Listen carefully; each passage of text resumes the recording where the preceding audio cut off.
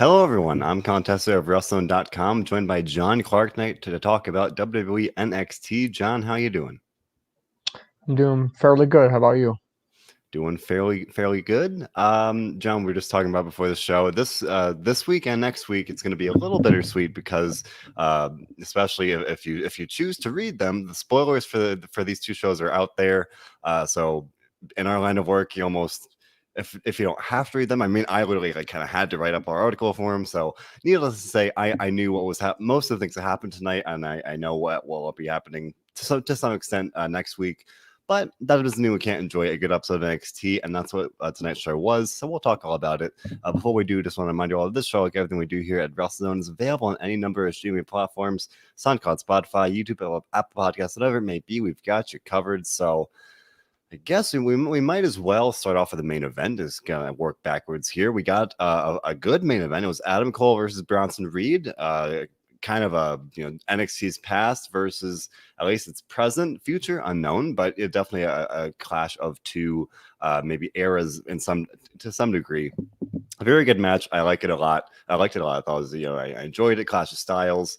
Adam Cole, one of the very best. Bronson Reed, he has grown on me a lot. I think he's come a long way. So, it was a good main event. No complaints. Adam Cole won. Probably the right call because I still think that, Bronson Reed, even though he won the North American title and he's come a long way, I still don't really view him on that level of Adam Cole. And then I kind of thought we were going to get a, fairly uneventful close. Adam Cole won, nothing much to it, and I guess I forgot this part of the spoilers. But Kyle O'Reilly attacked Adam Cole from behind after the match, somewhat unprovoked, with a steel chair. And I tweeted about it a little, a little tongue in cheek. But there's a line in I think it's Thor Ragnarok, and Thor says, "Because that's what heroes do." Because this didn't seem like a babyface thing to do, and not that you needed to do white meat babyface things all the time, but attacking guy from behind, and I think it's not like he even did anything. I don't remember if they did anything with us last week. This was kind of felt, if not out of the blue, that they have been feuding, of course, but nonetheless, Kyle O'Reilly did leave Adam Cole lying, and now kind of got to feel like we are probably heading for what's this, the third singles match between the two, and then on I the believe takeover. so. So again, I mentioned this when they had kind of teased, or when O'Reilly said he wanted to face Cole again. He had said that weeks ago. I don't know how you go from kind of beyond. They did the no holds barred match, then they did the normal wrestling match. I don't know what they're gonna do here. I don't know how you kind of elevate that, but it's gonna be a good match. But as Michael Kent saying, tired of this feud in at least in a way, and I'm not sure how they're gonna really, if they even can, kind of hook people in. What do you think, John? I'm not really interested in seeing this again. I don't think there's a point to it. I don't think there's a reason it needs to happen. So I'm not really interested too much in this. I guess I'm hoping Adam Cole comes out on top. But I don't understand why somebody's not getting moved up. It's starting to get repetitive. I just don't like it. Yeah. For me, I feel like this is just a running joke on the show, and we talked about, I think, after maybe, if not, maybe it was Great American Bash, but it felt like that was a good time to move Adam Cole up. But they didn't, and that's just a kind of a running narrative for Adam Cole in NXT. Every time it feels like they're going to move him up, he doesn't. But Michael Covenant pointing out this would be the rubber match, so it makes some sense that they haven't really moved past it yet. But I don't know. Again, it just feels like for so long we just feel like, oh, Adam Cole is definitely going to move up, and he hasn't. And then Kyle O'Reilly, granted, definitely in a different way. I mean, Adam Cole has been in that main event spot for over 2 years now. O'Reilly's more had maybe like coming up maybe a 1 year really as a big main event kind of level guy. So I could see that Michael Covenant saying maybe they'll both move up. To me, it's always interesting to think like, okay, will the winner move up, or will be one of those things where the loser will move up, and they kind of play with that a little bit. I think either one could do great things in the main roster. That's not the problem. Next, Chris pointed out maybe Cole's happy on NXT, and that's definitely a possibility. People could just choose to stay there, and we see that with guys like Johnny Gargano. Like, some people just are happy and don't feel compelled to move up, and could be the case. But at this point, I would probably agree. I would prefer Adam Cole to win in some ways, but the kind of just as I was saying, at this point, I think I'd rather see him on the main roster, and in that case, it might feel more likely for that to happen if he does lose. Yeah, absolutely. I think that there are a handful of guys, that prefer to stay in NXT. I mean, Johnny Gargano, Tommaso, Adam Cole have been kind of those three guys that have been kind of due for a while, but just haven't. So I'm just not sure what they can do that's different than what they've already done. Yeah, and they still have a couple weeks, so I'm not going to write it off and say, oh, they're not going to bring me in. That they could. We've seen them make this story a little more personal by having Cole say some stuff about O'Reilly's wife and stuff like that. But I don't know. I think that there's some they can definitely do that. Friend of the show, Nando saying Gingers have a hard time between telling right and wrong. Yikes. But DJ Tessier a little confused about this, and this is what I was hinting at when we first were talking about this a minute ago. Wondering if this was a Kyle O'Reilly heel turn, Adam Cole turning face.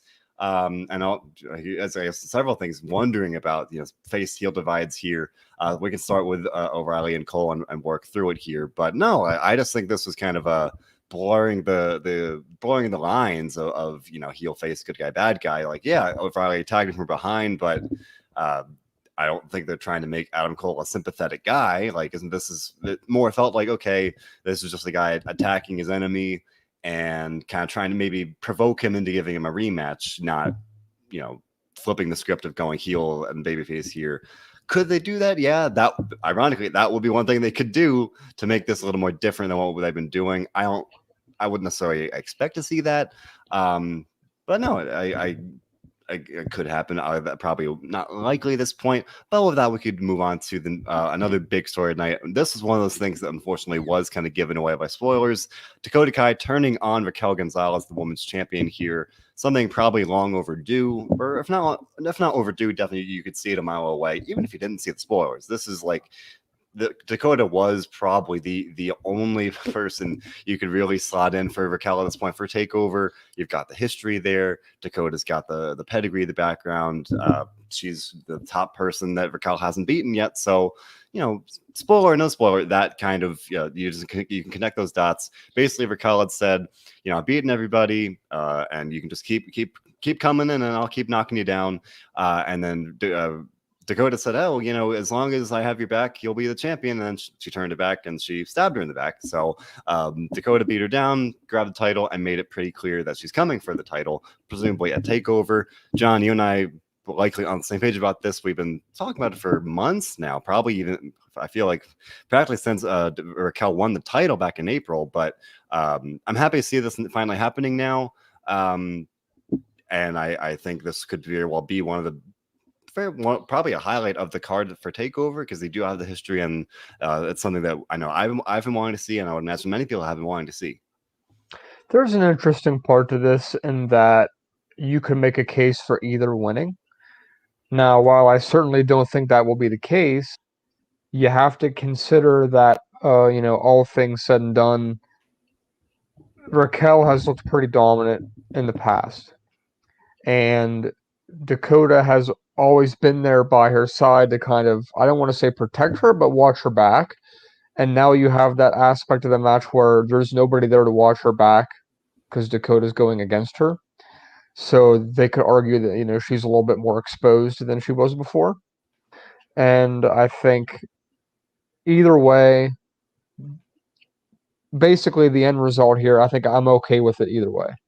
Yeah, I mean, probably, I think we may have even said this in recent weeks, just kind of thinking about this match. I think more than anybody we've seen Gonzalez face recently, I'd be more okay with Kai winning, or more, I don't want to say accepting. It will make more sense because she is, she feels more like a championship ready, contender there, rather than a person like, not to knock her, but Xia Li wasn't quite at that level. Mercedes Martinez, not quite there, but I think Dakota Kai could be. I think that I would say she's overdue for a title run. So this could be the way to do that. And kind of similarly here, friends from Nando saying Raquel could be a beast the main roster needs, to kind of add that powerhouse to the women's division on the main roster. And we've said this a couple of times because of the call-ups we have been seeing. Now again, you run into the issue of almost depleting this very talented women's division in NXT, and you don't necessarily want to do that too quickly. And we did see some new faces start to get some spotlight tonight. We saw Caden Cardi, Casey Catanzaro pick up a big win. We saw Mandy Rose teasing, some alliance with Gigi Dolan and JC Jane. So like they're maybe, couple months, I would say they might have more some of these new faces established. But if I'm saying like if Raquel lost hypothetically at TakeOver, I think calling her up there would be a little soon. But no, I think yet again, as I was saying about Cole, I think she could do great on the main roster, and I'd be happy if Gonzalez won as well. I think that'd be a big notch in her belt, for lack of a better word, because Kai is established like that. So I'm happy with this. I think it'll be a good feud and a good match. Looking forward to it. Again, unfortunately, spoilers kind of took the shine off it a little bit, but it was still cool to see it happen, and I'm just glad it's happening. It's one of the things where like my initial reaction was like, oh, I saw that it was going to happen, and now having seen it live, it's like, all right, well, yeah, so I like that a lot. Overall, like we got to comment say it was a strange show tonight. There's some things that didn't make a whole lot of sense, but there are a lot of things I did like tonight, and I guess just off the top of my head, I'm saving one of the entrees for later. We're going to talk all about Index John, don't worry. But John, we got our second nut shot in this past week on WWE TV. We got a couple vignettes for LA Knight and Cameron Grimes playing golf. Wasn't really sure where it was going. I think it was 3 throughout the night. There was playing golf, more of this Butler stuff. Grimes still making it work very well. And the last one was noteworthy because the Grizzled Young Veterans showed up, and they kind of had this wager of like, oh, you can't make this big hole, but we'll bet you, $10,000, we'll double your money. And Knight couldn't make it, and then Grimes took the club. He had a golden golf ball because Teddy DiBiase rolled up and like gave him this motivational speech from a golf cart and said, oh, you're not born to be a butler, you're born to be better, like stand up for yourself. Oh, I thought that was pretty cool. So now we're getting a little more almost like the Karate Kid, like Mr. Miyagi, like motivational kind of role there. So I thought it was a nice touch. Especially we saw Knight attack DiBiase. So in this closing scene here, Knight missed, Grimes had the golden golf ball, and then they swung, he hit LA Knight in the nuts. Robert said on SmackDown show when we saw a nut shot on SmackDown, I was like, there's nothing funnier than like in terms of maybe the very specific humor, just something about a perfectly executed nut shot. It was good, it's funny, right? It made me laugh. Maybe that's because I have the humor of a 5-year-old sometimes, but I don't know. It cracked me up. I thought it was fun, and then Grimes made the shot, right? It wasn't just kind of pointless. It wasn't just like a or maybe it was gratuitous, I don't know. But Grimes made the shot, so the kind of how we had this. I like when NXT does these kind of arcing stories throughout the night of these different vignettes, to build up to something. So I like this. I thought it was fun. Still feel we could get, especially with the DiBiase thing. I feel like we're very clearly going forward with Grimes and Knight here at TakeOver, and in my mind, I feel like Grimes kind of has to win that one. But what are your thoughts on the golfing, John? I think you're a golfer, aren't you? Yes, I am. Yes. Yeah. So is it fair to say that you may like this maybe more than someone like me who's not necessarily a golf fan, but yeah, I would definitely say that. I would say that with what I saw tonight, as far as the segment itself goes, and the way that he kind of approached hitting the ball, to me, it didn't make sense because that never happens to anybody. Like a hole-in-one like that never happens. So yeah. But it was still funny to see it play out like that. You knew that was going to happen when they started talking about it. But Grizzled Young Veteran showing up on the course, like, why? It had to be somebody, I guess. Did it though? I mean, I guess you're right, but I mean, I guess my reaction was more, I guess they need something to do, and I could see this leading to like a tag team match maybe next week or the week after that. Yeah, well, it was a little maybe an odd choice because they don't have any history. But to summarize, yes, I do think we're going to get another match between the two at TakeOver, and Grimes has to win. So basically, what you said, exactly that. Yes. Yeah. So I don't know. I thought it was kind of cheeky, you know. If he's John, of course, yeah. Nobody would ever make that shot in any actual golf competition. Like that was like ridiculous. But they had like the Hollywood like triumphant music, and I thought it was fun, and you know, it's just goofy and it's silly, and I like it. Yeah, I guess with stuff like this, my favorite word is harmless. Like it's fine, it's fun, I like it. And again, it's just it was goofy. It's you know, if you look at NXT like a variety show, I like it. And it's one of the things why I'm not even saying that like, oh, I didn't like it, but you know, I'm sure other people did. No, I thought it was fun. But I don't want to keep putting it off. I want to dig into this because John, next week we're going to get a lover or lose her match between Johnny Gargano and Dexter Lumis with the fate of Index on the line. I don't know if my heart can take it, John. I mean, this is what I've been waiting for months. Like, finally, the storyline went away for a couple months, and I was, or not months, but a couple weeks, and I was sad. I thought they had dropped it, and as someone that was really enjoying it, I was a little frustrated with that. But now we're back, if not better than ever, back full speed ahead, getting this match next week. So if Dexter Lumis wins and beats Johnny Gargano, he will get the chance to be with Indy. But if Gargano wins, no more Dexter, like no more Index. He's got to move on. Doesn't get a chance. Benjamin A. Jones saying we love Index, all caps. Neshka saying she's excited. John, I know you're not necessarily the most thrilled with this, but somebody got some comments saying at the very least, if whether you like the storyline or not, it would seem that the way this was arranged, it's a love her or lose her match. So if Dexter wins, he gets to be Indy. If he loses, he's got to move on. This should be a resolution of some sort, and you know, we should be moving in some direction after this, rather than, John, you said before, just kind of stagnating and doing the same thing over. And this is a chance for development, at least, right? I guess. I mean, let's just get it over with. How about that? The sooner the better. I mean, okay. We know what happens. Me and you know what happens, Colin. So it's going to be a mystery next week to see what happens for the viewers, unless they saw themselves. But are we in agreement that this? Well, actually, no, because there's developments tonight that basically was like Indy was saying that if Johnny loses, then they have to basically let Dexter into the way. That was So kind of implied. Yeah. yeah, so I don't think this would be over in that case then. But if Johnny somehow manages to win, then maybe it's finally over for good.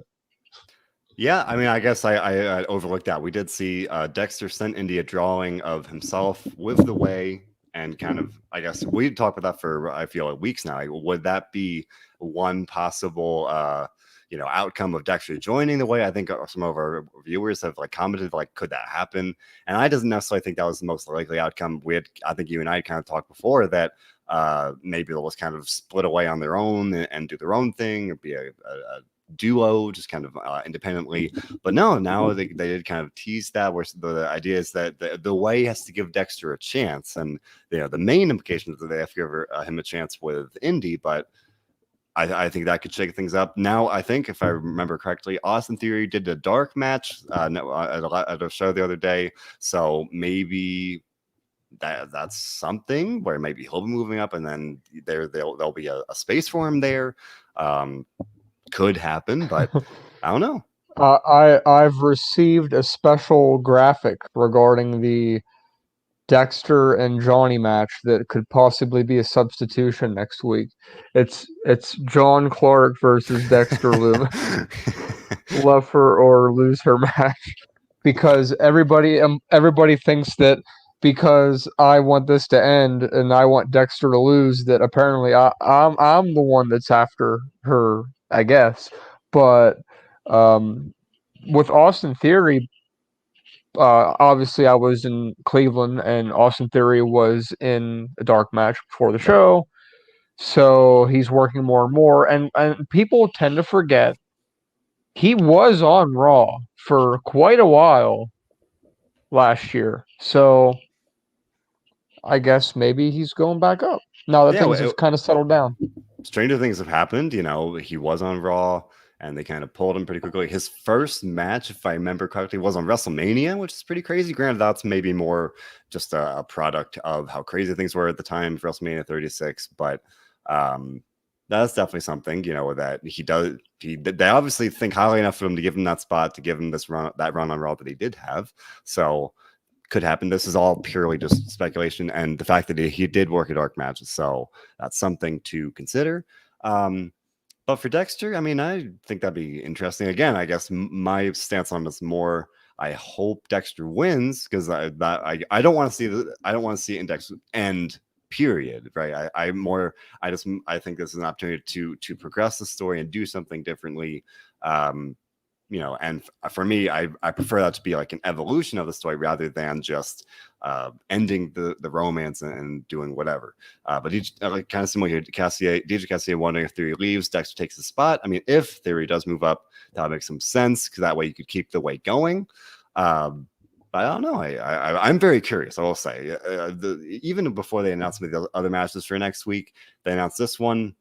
And for me, it's a match with stakes. It's a match where I'm invested in the storyline. And I'll say, I read the spoilers. I wrote up on the articles for him. I forget what happens in this match. I honestly do. Like I am not gonna reread it. I don't want to be re-spoiled. I'd be a fool to do that.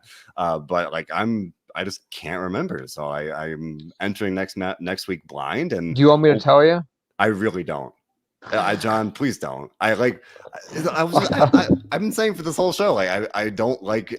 I thought when I was writing the article last week, I was going to go on a rant about spoilers. Like, why do they exist? Like the people who are there, like, why are they tweeting it out? Like, just let people watch the show. You know why, and it's the same reason that I did when I was ringside at the house show. That's different, John. All right, that's a house show. It's not meant for TV. So, okay, but still.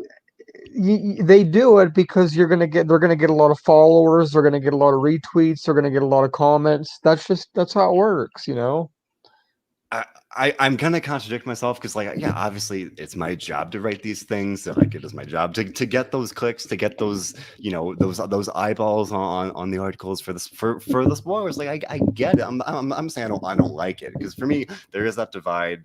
Or just if you're a fan, like for me. And maybe I'm trying to have my cake and eat it too, like writing about wrestling and not wanting to deal with spoilers because it's not just NXT. It's just any number of things. Impact had the TV tapings; those spoilers got out. When AEW has taped before, those get out. When they tape Raw and SmackDown, that sometimes. And I'm sure when AEW gets back on for Rampage, they're going to be taping that most weeks. That'll probably get out too. Yeah. So I don't want to cry over spilled milk or anything, but spoilers are a downer, right? They do like I was saying. We knew if you read the spoilers, you knew that Dakota was turning on Raquel. You could even the match results get out there, so you know who's going to win, whether it's the main event or the tournament matches or whatever. It does kind of take some of the enjoyment out of it in that sense. But regardless. I honestly don't remember what happens with the Dexter and Johnny match next week. I will not be brushing up on it to find out. But to put a bow on it, DJ Cassier wondering if Dexter wins, will it turn the whole group heel or babyface? I mean, that kind of ties in what we've been saying for a while ago. That it felt like that for a brief period they were kind of turning Johnny Gargano face.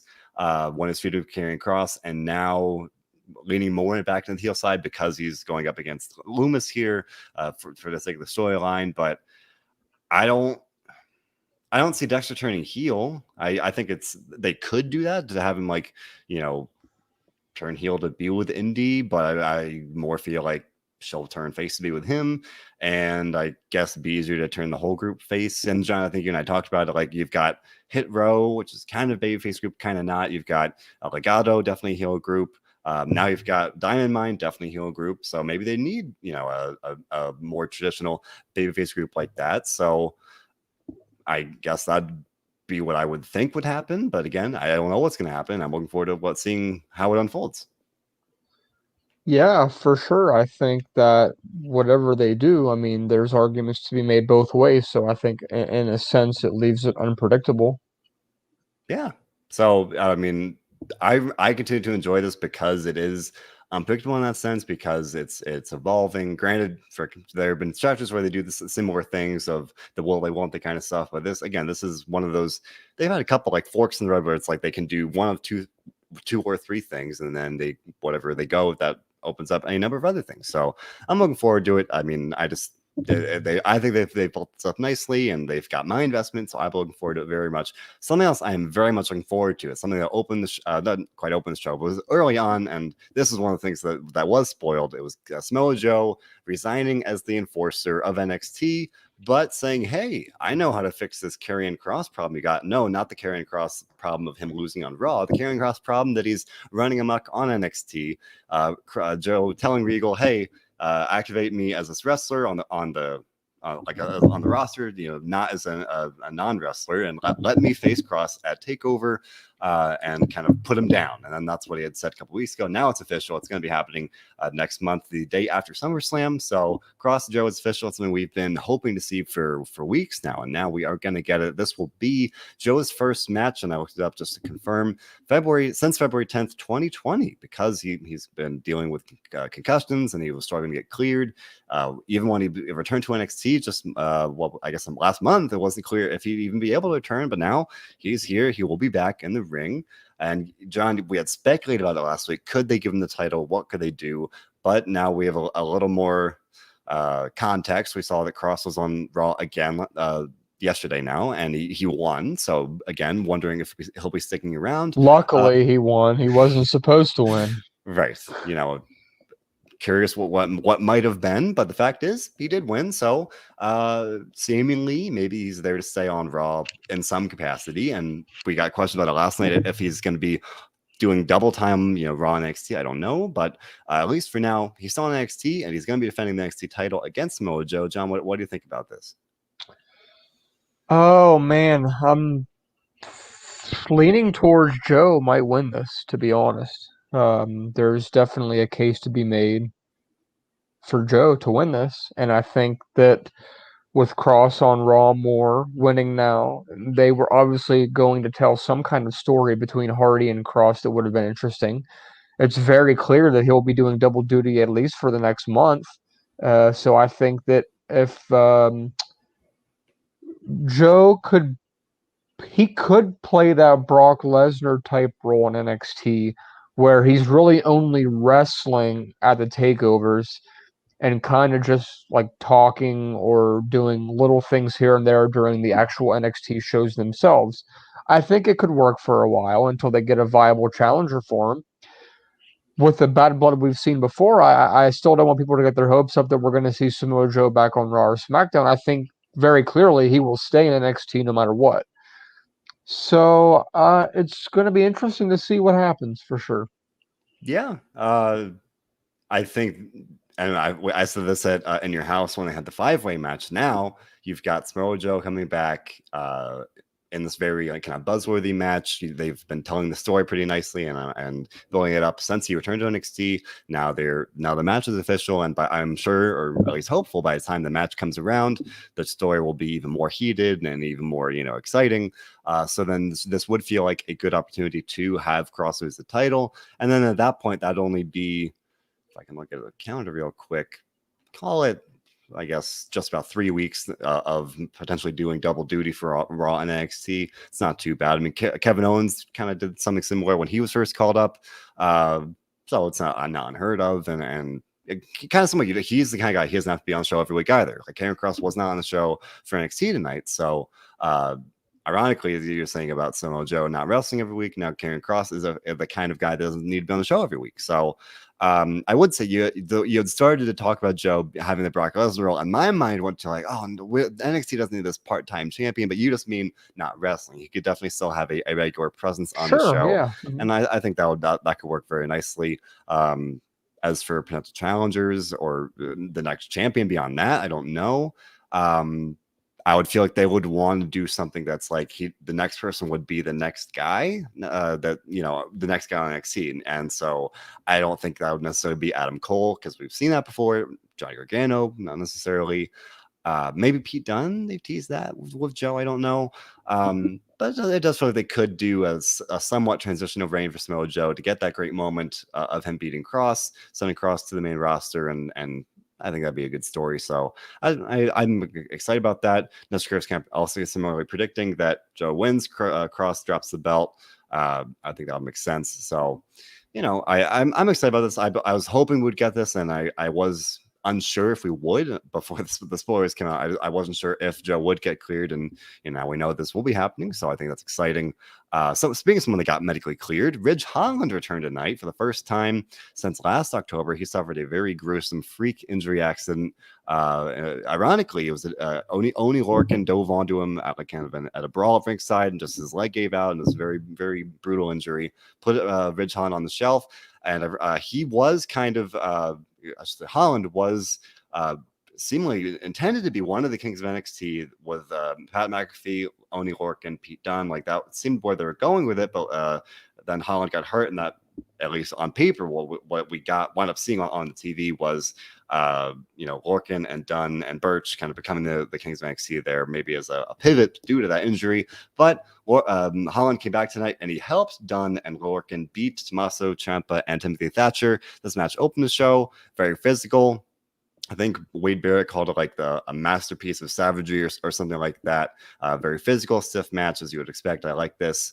But yeah, I think I also read about Holland coming back, so that was spoiled. But I think good for him. Obviously, anytime you have a unfortunate injury like that, it's kind of disappointing for the performer. It's disappointing because, like I said, it felt like he was being set up for something big on NXT before he got hurt. So that kind of just didn't happen as it may have been planned. But now he's clearly back in a way that they still have a spot for him, a plan for him.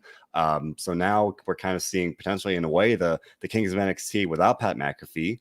And I don't know if this would necessarily be a full blown heel group, but it's a trio. It's a guy, an alliance of guys that are there on NXT to beat people up. So I guess that's fine. But John, what do you think about Ridge Holland's return and where they might be going with this? Oh man, it's hard to say, really. I mean, is he going to kind of take that role of teaming with Dunn there?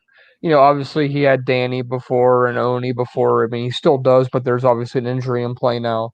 So, I mean, I think very well he could play that kind of role, but otherwise, I'm not really sure what else would be for him to do. Yeah, kind of like the enforcer or the muscle, I guess. But for me, it's in a way, like if you've got Pete Dunne, you don't need an enforcer like that. Like Pete Dunne can mess you up on his own. Like so maybe it is him being in a tag team with Lorcan, and that would kind of free up Dunne to go back to the title scene in a single sense. Michael Kent suggesting that Ridge Holland could go for a title, and then Dunne could go for the North American title. So, and I think we even got one comment saying that Ridge Holland should be the one that beats Karrion Kross down the road, or that becomes the NXT champion. And Michael Kent predicting Ridge Holland versus Samoa Joe. I think we are a long way away from that. Granted, it's not impossible, but if they do want to build him up like that's kind of maybe a longer term kind of thing. Because this guy, like I said, his run in NXT pretty much had just started, not too long before I got hurt, and now that was in October. We're the better part of a year later, so having kind of missed all that time, now it's not starting from square one, but it is hard to just kind of get right back into it. And especially if you think about it in that main event level sense, like I think that would take time. So could it happen? Hey, who knows, right? Anything could happen, but I don't see that as being something to happen in the near future, at least. So nonetheless, I think it's good for him to be back. I'm curious to see where they go with it, because like we were saying, it's not kind of exactly clear what his role will be, but for me, it's more of a good thing to see him back. So good for him. Now we talked about Index, another portion of the show that I know that we have some mixed feelings about was Hit Row tonight. And Hit Row, I will say this, we've talked about it in recent weeks. Not necessarily blown away, not thrilled with them, but they were better tonight. They're better than what we've seen, at least for me, maybe in a general sense. DJ Tessier saying Hit Row was impressive tonight. I saw some other comments earlier on saying that Hit Row tonight was more impressive than they, and that's the Nesha Curse saying Hit Row was better. Basically, we had them cut a promo on Legado del Fantasma earlier in the show. Then we got a tag team match between, I think it was Top Dollar and Ashanti the Adonis versus Imperium, and we got to see we got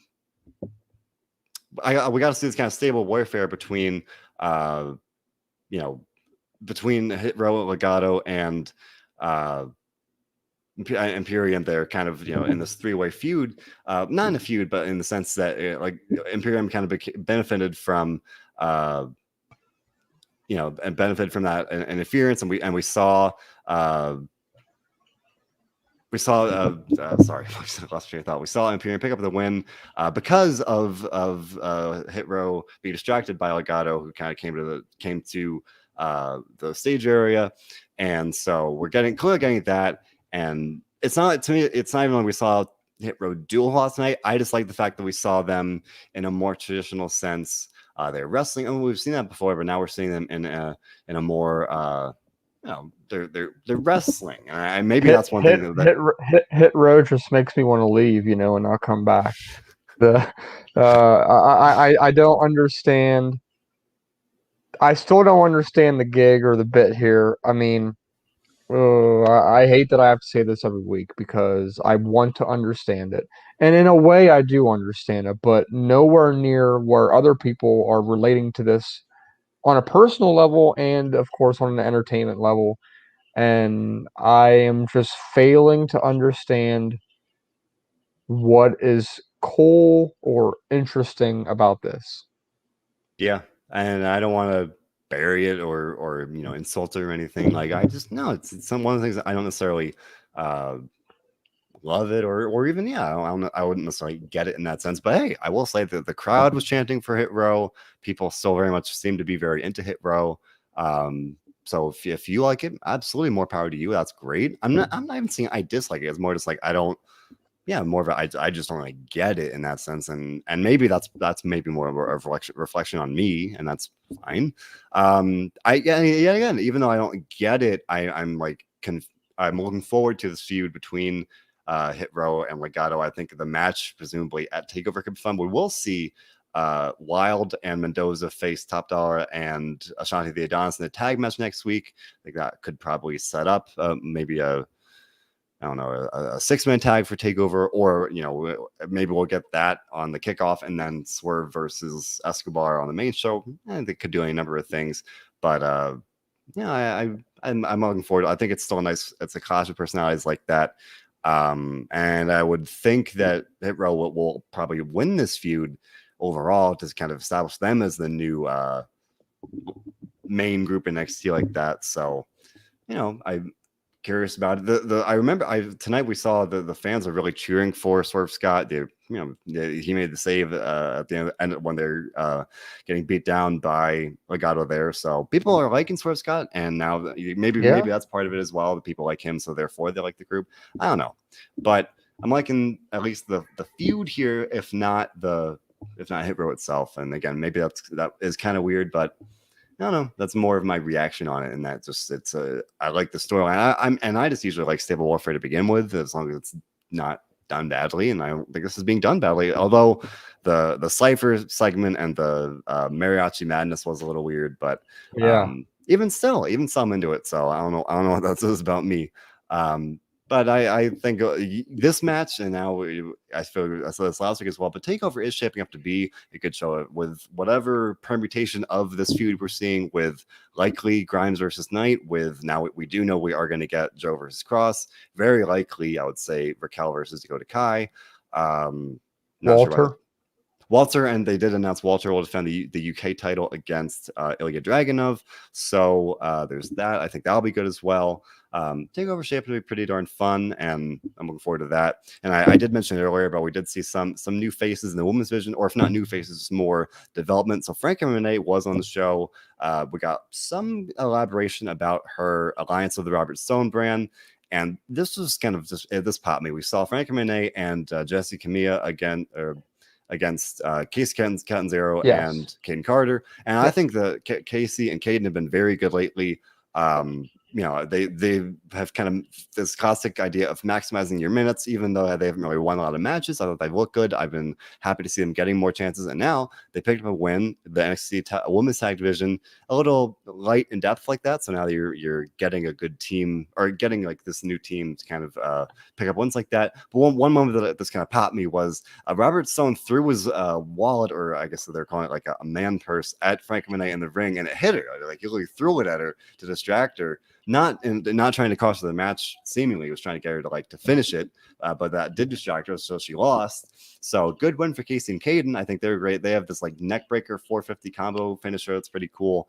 So good for them, but not a great look for Frankie Monet there. I think that they could have had it go the other way, where Jessica taking that pin.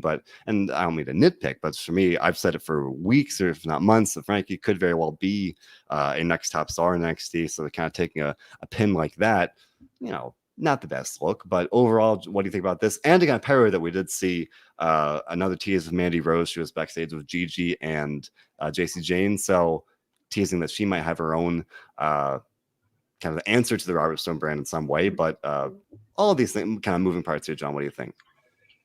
I mean, at least everybody has something to do, and they're typically very good at handling their women's division and increasing the stock of their new talent. And I think they're doing this here to kind of get like knock out multiple birds in one stone here. And I think that they're going to do a pretty good job at that. Uh, Everything they did was interesting with that, and then the fact that you know Zoe Stark and Io Shirai are trying to get on the same page. Io doesn't seem interested, but Zoe wants to. And then with Mandy Rose kind of like being all private about everything, it's all just kind of it's moving forward at a steady pace and kind of developing the talent in a way that I think NXT has been successful with in the past. Yeah, and like I was saying a little earlier, like I think this is needed because whether it's Raquel Gonzalez moving up at some point, maybe, or just in general, it's kind of a almost like math, like right, you subtract the people that we saw move up to SmackDown, you need people to kind of fill their place. So you need, whether it's if it does wind up being Casey and Caden, or Gigi and Jason James, you need new people to kind of fill that spot. And this is how it starts. If it's one match, one even with Gigi and JC, one little brief backstage thing with Mandy Rose, just some on-screen exposure, so we start to kind of know who they are. And that's the process. You gotta trust the process, and I'm sure it'll be good because we have seen that work before. So I think I'm very optimistic about that. So I'm curious to see what happens with all those, again, with those moving parts. And I guess the one big thing we haven't really talked about yet, we got an interview with Diamond Mine. This is what I've in some ways wanted to see, some explanation of Diamond Mine, of Roderick Strong aligning with Malcolm Bivens, of just how it kind of came to be. So if not a little delayed, at least we're getting it. So Malcolm Bivens is great. I think it's very good. Roderick Strong, great in the ring, one of the best. He's the messiah of the backbreaker. He's great. I like him a lot. Boy, this was a little rough for me. I don't know, like just his delivery. Granted, and not everyone needs to be a promo guy, right? That's fine. Like not everybody can be whatever name you want to use, right? Like an elite promo guy. But this was like the delivery was a little rough, and some of the lines weren't great, and didn't really do it for me. But luckily, this is why people have mouthpieces, right? With Malcolm Bivens, I thought he was much better. He was explaining that Roderick Strong, he's a one, he's a leader. He's not like a 3 or 4, kind of like he was in Undisputed Era. He's a guy that's capable of being at the forefront of a group like that. So and that's why he's here in Diamond Mine to kind of to have that role. And we got an explanation of like, hey, you left NXT, now you're back, like what's up with that? And he said like Bivens kind of helped him, remind him who he was. So again, this is logical. It's like this is just what I wanted to see kind of even week 1 of Diamond Mine. Like, why is this happening? How did we get here? Didn't necessarily warrant a mystery like to draw it out like that, but they did. It's fine. So I'm glad we do know now that they did explain that. I thought Bivens was good. Like I said, Roderick Strong seemed a little rough to me, but this did set up next week, Bobby Fish versus Roderick Strong. It's kind of funny because they hyped it up like the match we never expected to see. Like we literally saw this in a tag team match that we saw, and like I think it was 2 weeks ago, we had Bobby Fish answer the open challenge. And it wound up being for Tyler Russ, but I thought it was him stepping up to Roderick Strong was like, they've been kind of setting this up, but regardless, we'll see that next week. So in addition to the love her or lose her match, we will see Bobby Fish versus Roderick Strong. Presumably Roderick's going to win there because Diamond Mine needs a win because they lost that tag team match and they definitely need some positive momentum, right, John? Yeah, 100%. I think that's what will happen too. So, I mean, it would be surprising if that's not the way they went. Yeah, Herman Dakar joking that Bobby Fish will lose and go to the main roster after that. Yeah, I mean, it's easy to anytime you have someone like lose a match like that. Just but we're talking about Adam Cole and Raquel. Like there's some usually like when someone's ready to go to the main roster or kind of being positioned to go to the main roster, you can tell. Unfortunately, Bobby Fish, talented as he is, he's just been so hamstrung by injuries, and now I don't want to be dismissive, but he's getting up there in age, so I don't know if that's the best call. We got asked earlier about potentially reforming the Undisputed Era for the main roster. It could happen, right? We always joke about the right hand not talking to the left, so they could just be on there like say, "Oh, well, who cares about NXT? Let's reunite Undisputed Era and do that." They could. I don't think they should. But I don't know. But no, I don't think I think we're going to see Roderick Strong win. I don't necessarily think that means Bobby Fish will be going anywhere.